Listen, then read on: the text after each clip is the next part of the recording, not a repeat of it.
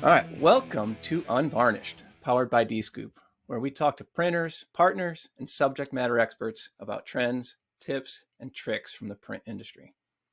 Today, I have the pleasure of talking to someone who's been in the printing industry for 44 years and in sales marketing since 1978. This man has personally written over $100 million in business. Just as impressively, if not more, as a senior manager, he's had oversight of 750 million, that's right, with a B, in sales. His name is Bill Gillespie, and it's my distinct pleasure to be speaking with him today. Welcome, Bill. Thank you. I'm excited to be here. Excited to be doing this. I love the industry and I love the people in it. Love sharing. Obviously, we're living through a very unique situation with COVID and everything that's affecting. Um, in your 44 years, you've obviously seen ups and downs through the print industry. Is there is there, and I know it's very unique what we're going through, is there anything that you could take from some of those other situations and advice that you can give to people in sales right now that you could apply to today's situation? Well, I think so. And there's no denying that what's going on is awful. And it's an intrusion and a disruption of our fashion of doing business, no matter where you are, who you are. Uh, what I will say that I believe about times like this and what I've seen before in other downturns is that it puts every relationship at exposure or risk. The customer is open to new ideas. They're trapped too. They're stuck themselves, and so I think it really gives the person that was on the outside looking in before COVID. His situation hasn't changed, and he can be as imaginative as he chooses to be, and chances are that that outsider has an opportunity to invent some new way to get in front of a client, whether it's a cool video or whether it's an idea they haven't seen, a technique they haven't seen, that they choose to shoot a little video of themselves and email that over to a prospect. There are lots of, how do I say it more succinctly? The playing field has been leveled a lot by what's going on, which I think creates opportunity for sales reps. It creates an opportunity, a challenge, but an opportunity for you to be creative rather than the routine sales activity or sales process that you've been following before. And the people that I see that are being successful are doing indeed that. They're recognizing that client's desperate for information. That client's desperate for human contact. And let me figure out a way to show my personality and get in touch with those people through the vehicles that are available to me today. Kind of answers part of my next question here, but the common thing that I keep hearing is, okay, now I have a prospect list with how different things are now. I can't stop in to see them. I can't do things like that. It's hard to get them on the phone because of the work from home situation in many of these corporations or organizations. Um, what suggestions do you have to get in front of someone, even if it's virtually? Well, it was hard to get in front of people before COVID. I mean, if I think about when I started in sales in 1978, you know, we drove our car to the local office park, parked the car, and got out and just walked door to door and walked in the front door and said, "Hey, I'd like to see whoever buys the printing, and how do I get 5 minutes in front of that person?" And so, you got tossed out a lot, but you also met some people. Well, those days and days like that have been gone for a long time. Voicemail, email, all the virtual receptionist. There's not even anybody at the front desk. It's been for years. It's been hard if you didn't know somebody to get in front of them without an invitation. So I think the truth of the matter is that today's rep has more tools available to him to overcome that than we did for years and years and years in the past. And I don't think COVID has changed that. I think you can still research somebody on LinkedIn. I think you can still learn what you what's available about a contact that you want to, a person that you want to be in contact with. And then, when you sit down to craft your email message, which is probably what you're going to do, or a note that you're going to send somebody, my advice is always the same, and that is write like you talk. Don't get fancy. Just put down in simple sentences, hey, I'm not going to make this be some dramatic thing that it isn't. You're a person that buys stuff, and I'm a person that sells stuff, and I sure would like to have a couple of minutes of your time, however I can get that, whether it's on the phone, virtually, by an email conversation, face to face, whatever you'll allow to happen. I have some cool things to share that even today might be important to your business. And so I don't know that that's changed as much as we want to act like it has. I actually think the people that were enjoying a relationship already are the ones that have been most interrupted. The cold caller, I don't know that his world's changed as much as we want to act like it has. Oh, it makes total sense. And it kind of leads into the next obvious question is, okay, so now you've done your research. You figured out how you can possibly contact them. You found an email address. Now, what do you say to them? And when I ask that, I know you and I have had this conversation in the past. The difference between asking for just an order versus asking what kind of solution you can provide, and or providing sample solutions in your email or a story of some sort to start the conversation. Well, it's as unique as the person that you're trying to do business with. That's not a one size fits all answer. Or at least it never has been for me. If if I'm trying to do business with someone in, say, the convenience store business, a group that owns multiple convenience stores, uh, their model's not identical to Home Depot or Lowe's, but there are similarities. They're outfitting with point of purchase. They're outfitting with aisle interrupters. They're doing things at a retail level to influence buying decisions for customers that are in the building, right? And so I'll make certain assumptions about that given the space that I can see that they're in. And then whenever I create my introductory message, and it's really not, I'm very casual, so it's not a big fancy thing. It's like, hey, I'm sure you're facing some interesting challenges these days to do business, but but you still have to influence people that are in your store. Um, I have some pretty cool experience in that space. I'd love to share with you some things I've seen work for others. Is there any way I can earn a few minutes of your time? And I mean, the customer's not confused about what you're trying to do. We don't need to cloak it, with some higher moral purpose. It's hey, you've got stores to outfit, and I've got some experience with that. And is there any way I can earn a few minutes of your time? I mean, it, it isn't much more complicated than that. I think sales reps make it more complicated, and that gets in their own way. But my experience, Chris, is that it really isn't any more complicated than, hey, you buy stuff, hey, I sell stuff. I've got some pretty cool stories that I feel like, based on what I know about your business, you'll find interesting. Can I earn 5 minutes of your time just to bend your ear and see if I guessed right? And you get some no's, but you're going to get more yeses than you think. The nuance at which you just told me how you would put that email together is still different than some of the things that I've gotten, which are, we have COVID supply. Do you want to order some now? That's a lot different than what you just explained to me, that, hey, I've worked in this space and I know that you need to, here are your challenges and here are some things that I've done in the past that have taken care of those challenges. That's a lot different than, do you need face shields? Here, order five, or, here's an order form. Picking up the phone to call a perfect stranger is intimidating. Not knocking on a door back 44 years ago and saying, "Hey, I want to see who buys the print." That's intimidating stuff. It's like asking for dates for a living. There's a lot of rejection that goes with that, and it makes you very, very uncomfortable.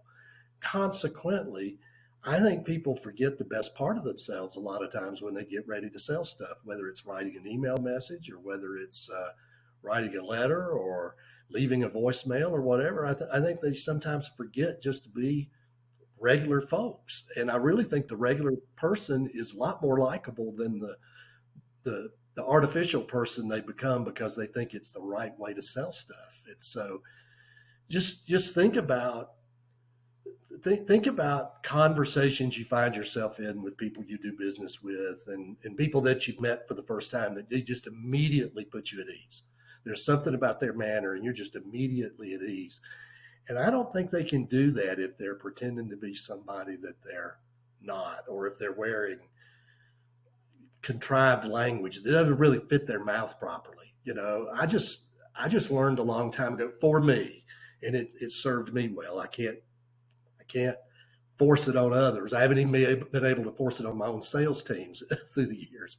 But for me, being casual but sincere, professional. I don't toss out my professional side by being casual, but being casual but sincere has always served me well. Like, hey, I can't imagine how busy you are, Chris. You've got a business to run, and you got a zillion things to do, and now you're hearing from another printer. But I do have some fairly cool stuff to share, and I feel like I understand enough about your business that you'll like some of these stories. Can I earn a few minutes? Well, if you say no, you'll say no. But I'm probably going to call you again later. I'm gonna stay at it, but my own experience is that's more disarming than a more contrived, scripted dialogue. At least it has been for me. Right. Yeah, and I think it's just easier to hide behind that scripted because of the fear of failure. I mean, and fear of exposing yourself. I think there's something to that. It's a crutch. It really is. Yeah. You mentioned that sales reps and clients often have parallel conversations. What do you mean by parallel conversations?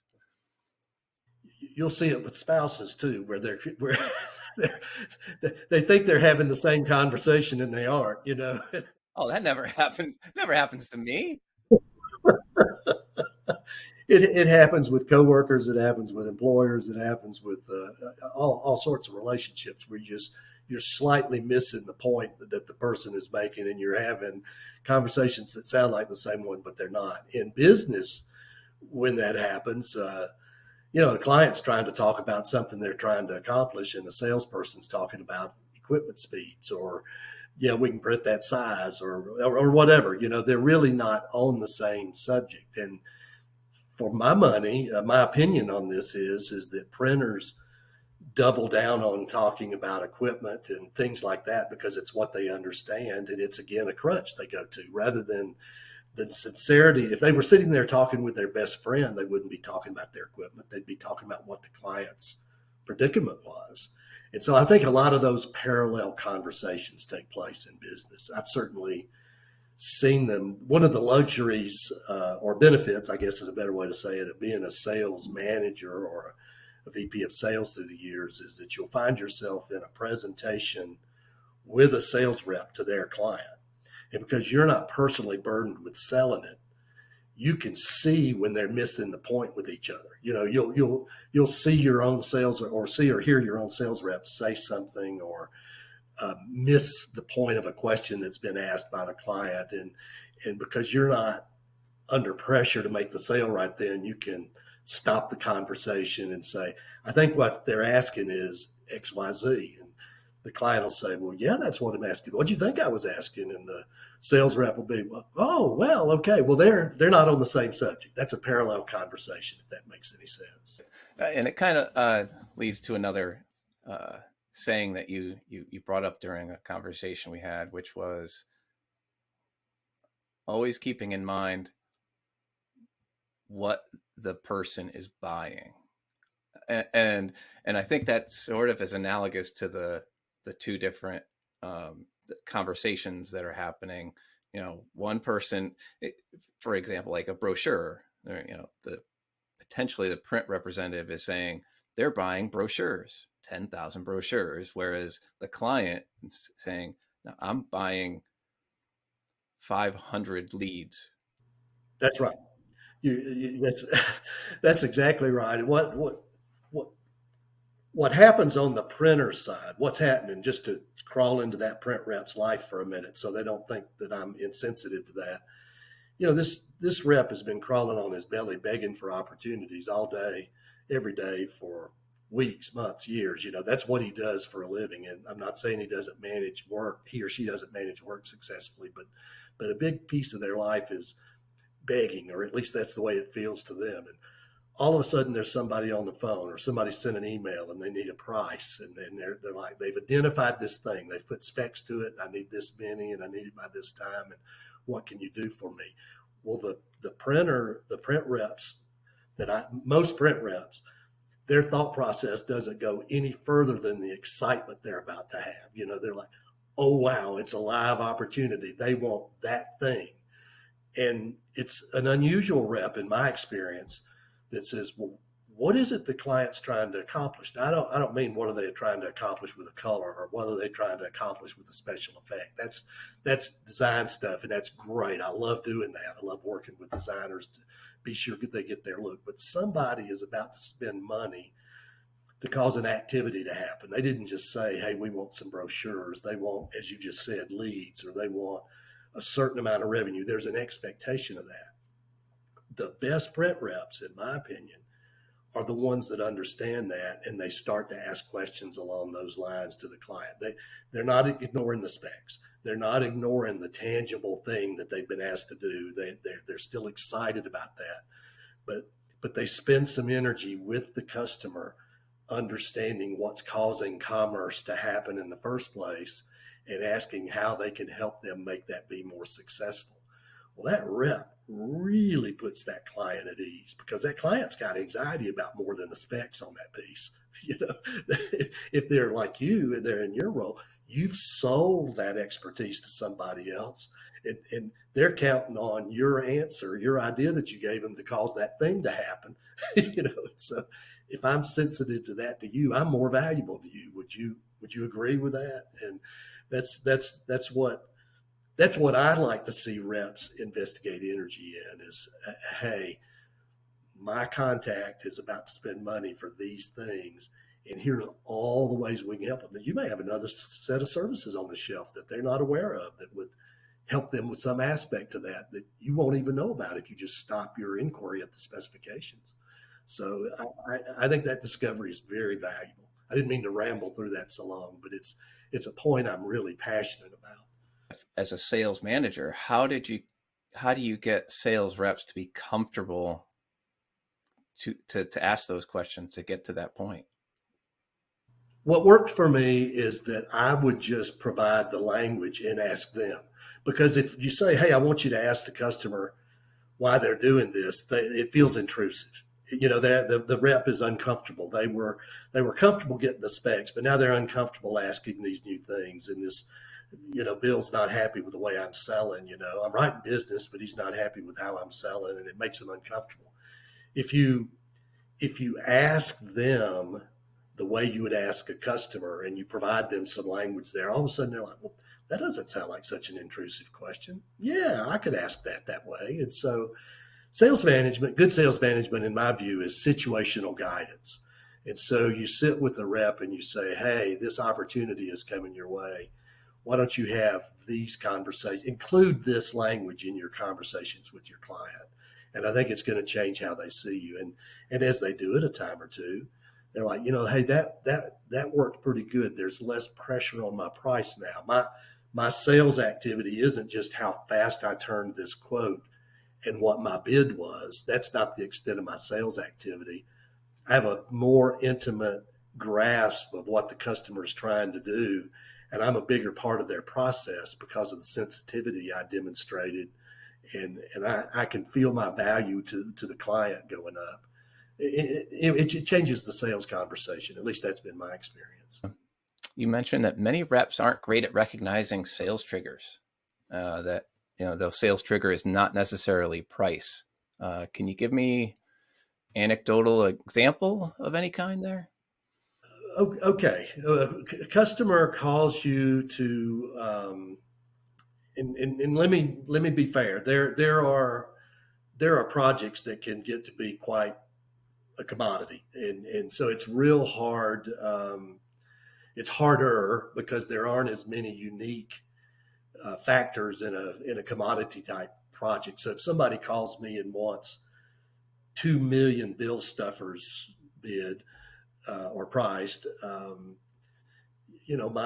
my charm and my fun. I'm the most fun person to do business with. Those things only go so far. At the end of the day, they're wanting to pay a price per lead, and they're wanting to pay a certain price per copy, and there isn't a big opportunity for me to interject a lot of creativity into how we solve problems, unless I just have an equipment advantage, or I've got paper sitting on the floor that I can cut a deal on, or something like that. So let me be fair that those situations certainly exist in print, and the trigger is, unfortunately, because it's a mature process. A lot of times it is pricing or service or one of those worn out phrases. But most of the time, that's not the case. And so I'll give you a perfect example. A company that I've represented for a while and have retired from, Bennett Graphics. Anybody that knows that company knows they have offset and digital printing. And so I took a call once from an ad agency in Ohio that was trying to do business or was doing business with a salt substitute company. And they wanted to do a kit that got a set of a bag of crackers and a bag of potato chips that were made with the salt substitute in front of food processors in 19 different countries, so that those 19 different decision makers could taste this product with this salt substitute and say, "Hey, wow, this is pretty good," and this might work for some of our products, or however those decisions are made in food processing land. Well, there were 19 different countries that we were going to. Well, a lot of people could have printed the box that we put the chips and the crackers in. I mean, we do have some good skills at structural design, but a lot of companies do. And anybody could have printed the variable data that has a digital press, could have printed the variable data letters that went to those different decision makers and came from their specific sales rep in their country. Clever as all that printing is, a lot of people could have done it. And so I had those conversations and I put the client at ease. And in the course of the conversation, what I discovered was that the client had great anxiety about just the ability to import food into those 19 different countries. How are we going to get food into those 19 countries and be sure that that kit got to the decision maker the right way?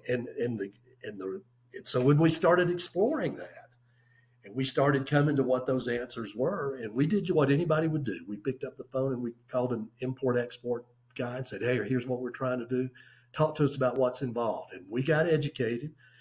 We shared that education with the ad agency. Well, that project was sold right that second, not because I could print it, not because we could come up with a price that could be resold, but because we could guarantee that food was going to get in front of those decision makers in those kits properly assembled, because we could do that in 19 different countries without it getting held up by some government office. So 19 boxes, $90,000. That's a pretty good sale. Well, the sales trigger was not price, as you can imagine from what I just said. It was not price. The sales trigger was not price. It was solving that transportation problem. And it's my experience that on elegant jobs, it's always something other than price. The sales trigger is always something else. And you're not going to know what that is if you're given a bid. Go back to an example several questions ago. I've got these specs and I'm submitting a bid. Rather than asking them what are they trying to accomplish and what obstacles are keeping them up at night, what anxieties are keeping them up at night.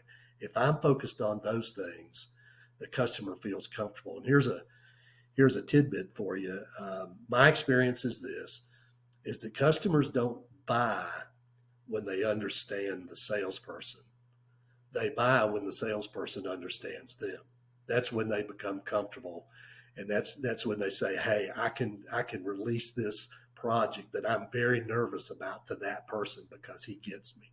That's that's what you're going for, and you can't do that if you're just bidding. You've got to dig into the why is the customer spending money, not what are they spending money on, and that'll tell you what the sales triggers are. It might be uh, availability of inventory. It might be speed to market. It might be a point of sale that lasts or does a certain thing that other solutions don't do. But whatever that answer is will become evident if you get engaged at the right level with the client and understand what motivates them. It isn't the bid. It isn't the bid that pleases an accounting person. That doesn't cause commerce to happen. Like I asked you earlier, how can you develop those skills in someone? And you mentioned me and my time in design. Gosh, there's so many things that I screwed up in my career, not asking enough questions. So many projects that tanked because I didn't ask those extra questions about the ultimate goal. As a young designer, I made so many flops. And I can't imagine it must be much different for younger or inexperienced sales representatives.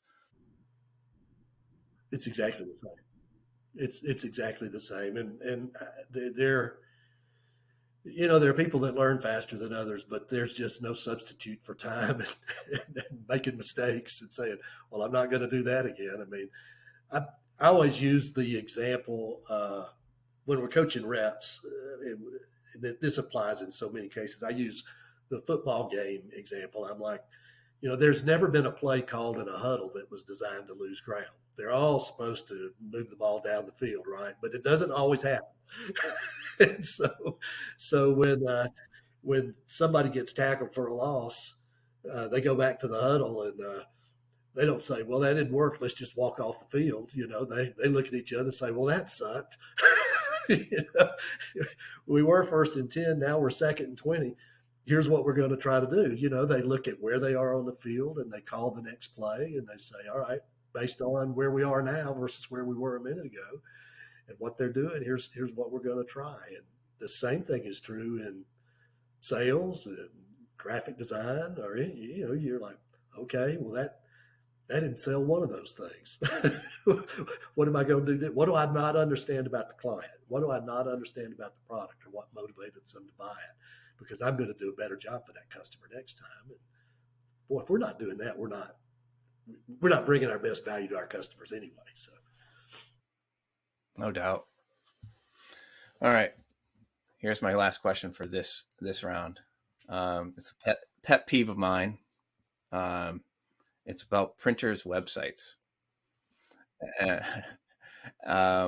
I've had the luxury working with DScoop. I do a lot of research on all of the members' websites, and there's a propensity to do the speeds and feeds and we're craftsmen thing. They fall back on we're a printer. Click here to order. Um, what do you see?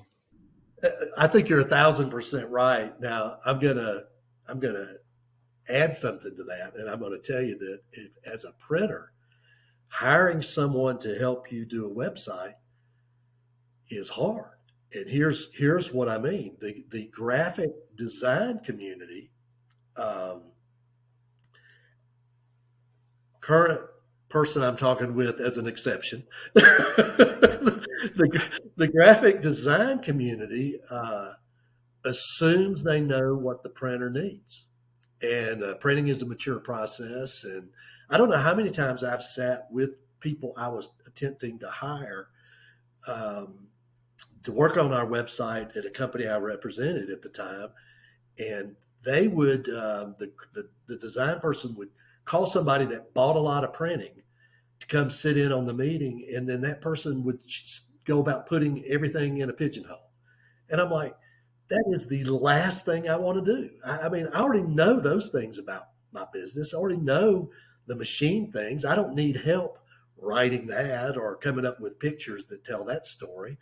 What I want is somebody to help me focus on the problems print solves and package that in a website, in an online brochure. Help me tell a story there. And I am privileged to have some friends that are pretty good at that and that were good listeners. And I didn't immediately go to them with this project. When I was attempting to do the Bennett Graphics website years ago, I ran through several sources that we had to cut the cord with, just because they really were about to do exactly what you just described. And what I wanted was somebody to help me put into words that we solved the problems, that we were there to help with the problems print solves, and not just talk about equipment and speeds and sheet sizes and really cool things. Even our case studies on the Bennett Graphics website, and I'm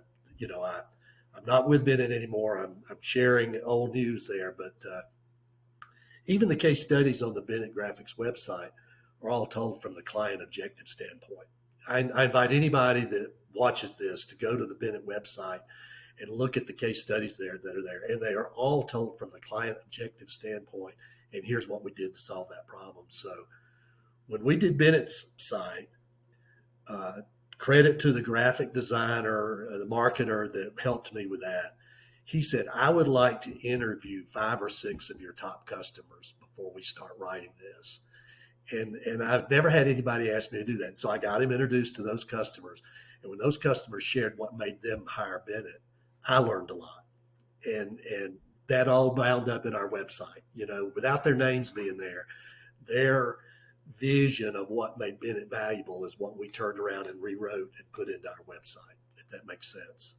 And I don't think enough printers do that. They've got a graphic designer on staff, or worse yet, it's a pre-press person that knows how to do some graphic design, and they're like, well, let's have them put up the website. And I'll write the copy, and then you get what you just described. There's way too much to that. So